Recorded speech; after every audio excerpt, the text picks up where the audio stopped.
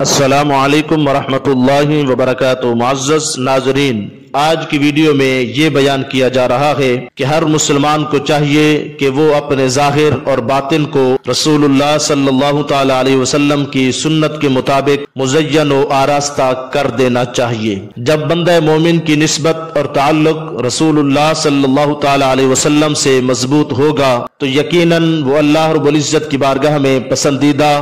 اور مقبول بندہ بن جائے گا۔ اس کی مثال تمام صحابہ کرام رضوان اللہ علیہم اجمعین اور تمام تابعین اور اولیاء کاملین و صالحین ہیں، جنہوں نے اپنے ظاہر اور باطن کو رسول اللہ صلی اللہ تعالی علیہ وسلم کی سنت کے مطابق ڈھالا ہے۔ تو پھر کسی کو صحابیت کا مقام ملا ہے، تو کسی کو تابعیت کا، تو کسی کو غوثیت کا، تو کسی کو قطبیت کا، تو کسی کو ولایت کا مقام و مرتبہ میسر ہوا ہے۔ اور اس کی ایک مثال ابھی چند دن پہلے ماضی قریب میں ایک بابے کو وائرل ہوتے ہوئے دیکھا گیا ہے کہ جس نے نبی کریم صلی اللہ تعالی علیہ وسلم کی سنت کے مطابق امامہ اس پہ کپڑا رکھ کر، کھلا لباس پہن کر، ہاتھ میں عصا پکڑ کر، ننگے پاؤں تہذیب سے آہستہ آہستہ چلنے والا بزرگ، جس کی ادا اللہ اور اس کے رسول صلی اللہ تعالی علیہ وسلم کو اتنی پسند آئی کہ پوری دنیا میں اس کا چرچا کرا دیا ہے کہ ایسے بن جاؤ گے تو مقبول بندے بن جاؤ گے۔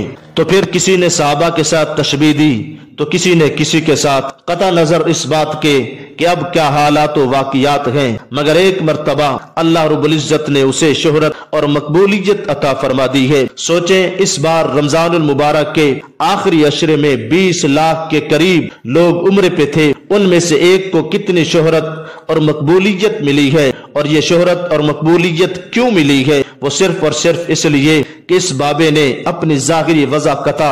رسول اللہ صلی اللہ تعالی علیہ وسلم کی سنت کے مطابق بنا رکھی تھی۔ حالانکہ وہ غریب چرواہا ہے جسے کوئی جانتا بھی نہیں ہوتا اور عام حالات میں بات کرنا بلانا پسند نہ کرے، اور اسی بابے کو اس سے پہلے ان کے اپنوں کے علاوہ شاید کوئی جانتا بھی نہیں ہوگا، مگر اللہ رب العزت کے دربار میں مقبولیت اور پسندیدگی کا معیار ہی کچھ اور ہے، اور وہ معیار اس کے پیارے محبوب صلی اللہ تعالی علیہ وسلم کی مشابہت اور سنت اختیار اور پسند کرنا ہے۔ لہذا حالات جیسے بھی ہوں، ہر انسان کو رسول اللہ صلی اللہ تعالی علیہ وسلم کی سنت کے مطابق زندگی بسر کرنی چاہیے، اور اسی میں انسان کی دنیا میں بھی کامیابی ہے اور آخرت میں بھی کامیابی ہوگی۔ وما توفیقی الا باللہ۔